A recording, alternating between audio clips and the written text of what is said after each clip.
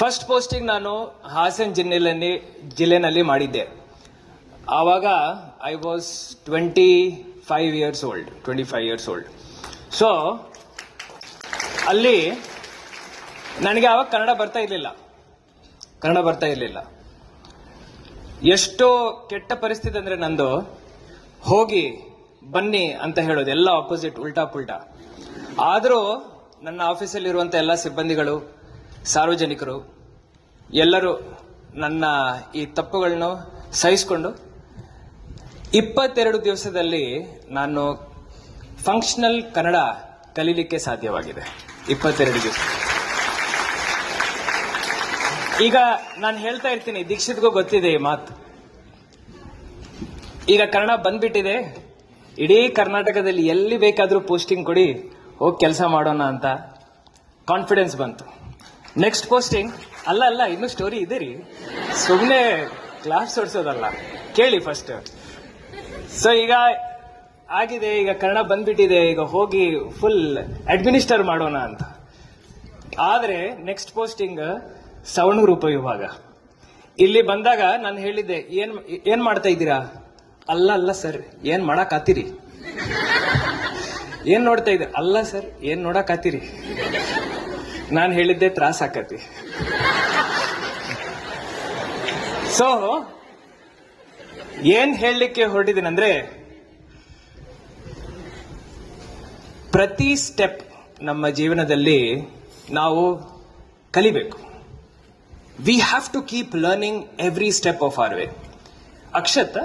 Akshat just told that in college life he studied 2 weeks prior to the exam and he has excelled very well. Congratulations to you.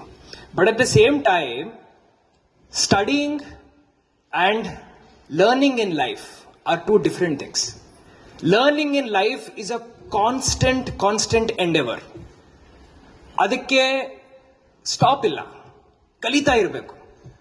So ಆಯ್ತು, ಈಗ ಸವಣೂರಿಗೆ ಬಂದಿದ್ದೀನಿ, ಸವಣೂರಿಗೆ ಬಂದು ಆಯ್ತು, ಏನ್ ಮಾಡಾಕತ್ತೀರಿ, ಏನ್ ನೋಡಾಕತ್ತೀರಿ ಅಂತ. ಆ ಭಾಷೆನೂ ಅಂದ್ರೆ ಡೈಲೆಕ್ಟ್, ಆ ಡಿಫರೆಂಟ್. ಯಾಕೆ ಕಲಿಬೇಕಂದ್ರೆ, ಸಾರ್ವಜನಿಕರ ಜೊತೆ, ರೈತ ಬಾಂಧವರ ಜೊತೆ, ಮತ್ತೆ ಎಲ್ಲರ ಜೊತೆನೂ ಅವರ ಭಾಷೆನಲ್ಲಿ ನಾವು ಮಾತಾಡಿದೀವಿ ಅಂದ್ರೆ ಮಾತ್ರ ಆ ಕನೆಕ್ಷನ್ ಸಿಗುತ್ತೆ. ಅವ್ರ ಪ್ರಾಬ್ಲಮ್ ಏನಿದೆ ಅದರ ಬಗ್ಗೆ ನಮಗೆ ತಿಳುವಳಿಕೆ ಬರುತ್ತೆ, ಅದಕ್ಕೆ ಪರಿಹಾರ ಹೆಂಗ್ ಹುಡುಕ್ಬೇಕು ಅನ್ನೋದ್ ಬಗ್ಗೆನೂ ನಮಗೆ ತಿಳುವಳಿಕೆ ಬರುತ್ತೆ. ಇದಾದ ನಂತರ ನೆಕ್ಸ್ಟ್ ಪೋಸ್ಟಿಂಗ್, ವೇಣುಗೋಪಾಲ್ ಅವರು ಹೇಳಿದ ಹಾಗೆ, ನನಗೆ ಕಾರವಾರ ಜಿಲ್ಲೆ, ಉತ್ತರ ಕನ್ನಡ ಜಿಲ್ಲೆನಲ್ಲಿ ಸಿಇಒ ಜಿಲ್ಲಾ ಪಂಚಾಯತ್ ಅಂತ ಪೋಸ್ಟಿಂಗ್ ಕೊಟ್ಟಿದ್ದಾರೆ. ಅಲ್ಲಿ ಹೋಗಿ ನಾನು ಏನ್ ಮಾಡಕತ್ತೀರಿ ಅಂತ ಶುರು ಮಾಡಿದ್ದೆ. ತುಮ್ಗೆಲೆ ಭಾಷೆ ಸಮಜ್ನ ಆತಿ, Konkani. So it was a very different experience within Karnataka. South Karnataka was different, North Karnataka was different, Coastal Karnataka is different. 3 months I took time in Karwar. It took some time, but tumgele program khoob avadle. Now I can speak good Konkani as well. So learning is a continuous process. ಬೆಳಿಗ್ಗೆ ಎದ್ದ ತಕ್ಷಣ ಆವಾಗಿಂದ ನಾವು ಮಲಗೋವರೆಗೆ ಏನೇನು ಕಲಿತಾ ಇದ್ದೀವಿ ಆ ದಿವಸದಲ್ಲಿ, ಅದರ ಬಗ್ಗೆ ನಾವು ಯೋಚನೆ ಮಾಡಬೇಕು. ಸೊ ಇದೆಲ್ಲ ಆದ ನಂತರ ಈಗ ಸೌತ್ ಕರ್ನಾಟಕ ಕನ್ನಡ ಬಂದಿದೆ, ನಾರ್ತ್ ಕರ್ನಾಟಕ ಕನ್ನಡ ಬಂದಿದೆ, ಕೋಸ್ಟಲ್ ಕರ್ನಾಟಕ ಕೊಂಕಣಿನೂ ಸ್ವಲ್ಪ ಬಂದಿದೆ. ಆದರೆ the take away today is that there is a change in language, culture, food, preference every 50 kilometers in our country. This is the strength of our country. ಇವತ್ತು ನಾವೆಲ್ಲರೂ ಇಲ್ಲಿ ಸೇರ್ಕೊಂಡು ಇವತ್ತು ನಾವು ಈ ಸಭೆಯಲ್ಲಿ ಭಾಗವಹಿಸ್ತಾ ಇದ್ದೀವಿ. This is the strength of our nation.